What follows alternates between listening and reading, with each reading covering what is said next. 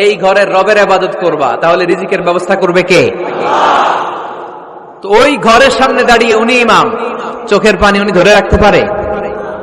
ধরে রাখা সম্ভব না। এর কারণ অর্থ বুঝি। আমরা আজীবন পড়ি সুবহান রাব্বিয়াল আ'লা, এর অর্থটা দেখি কেউ জানে না, ঠিক কিনা? তো চোখ দিয়ে পানি নামবে কেমনে? চাইনিজ ভাষা আমাদের কাছে যেরকম, কোরআনের তেলাওয়াত আমাদের কাছে অনেকটা এরকমই। চাইনিজ ভাষার অর্থ জানি না, কোরআনের আয়াতের অর্থ জানি, কিন্তু এই কথা বললে কি আল্লাহ আমাদেরকে ছাড়বে? No excuse will be granted that day. সেদিন আল্লাহ কোনো এক্সকিউজ গ্রহণ করবে না। অনেক হিন্দু মুসলমান হয়, এরপরে তারা কোরআন বোঝে, আল্লাহ বলবে হিন্দু হয়ে পারলো, তুই পারলি না কেন? জোরে বলেন ঠিক কিনা? এজন্য অর্থ বোঝার চেষ্টা করতে হবে। তাহলে আলোচনার যেই জায়গায় আমরা এসেছিলাম আর কথা বলছিলাম, আল্লাহ বলেছেন ইসলামকে তোমাদের ধর্ম মনোনীত করে আমি আল্লাহ খুশি। আমরাও বলে দিলাম আল্লাহ তুমি যদি ইসলাম দিয়ে খুশি, আমরাও ইসলাম পেয়ে খুশি। জোরে কোন ঠিক কিনা?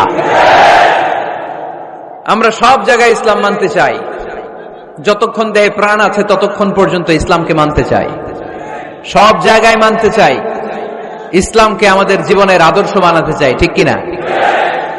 সাইয়েদনা ওমর ফারুক বলতেন নাহনু কওমুন আ'আজ্জানাল্লাহু বিল ইসলাম, আমরা তো এমন জাতি যেই জাতিকে আল্লাহ তাআলা ইসলাম দিয়ে সম্মানিত করেছে।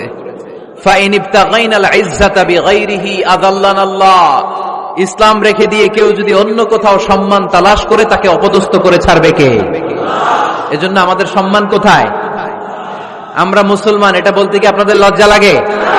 পৃথিবীর যেই কোনো দেশে যাই, হিন্দুদের রাজ্যে যাই, বৌদ্ধদের রাজ্যে যাই, যেই কোনো ইমিগ্রেশনে দাঁড়াই না কেন, চিৎকার করে বলবো আমি মুসলমান। জোরে কোন ঠিক কিনা? We are proud of Islam.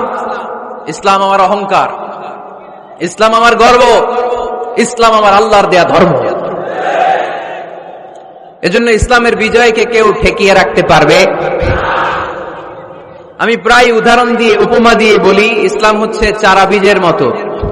চারা বীজ মাটিতে ঢুকিয়ে দিলে এটা উপরের দিকে ওঠে। তো ইসলামকে যারা মাটিতে গেড়ে ফেলতে চায় তারা জানে না ইসলামের উপমাটা অনেকটা চারা বীজের মতো। ইসলামকে মাটিতে গেড়ে দিলে এটা কি হবে? জোরে বলেন, আরো জোরে বলেন। উপরের দিকে গর্জে উঠবে।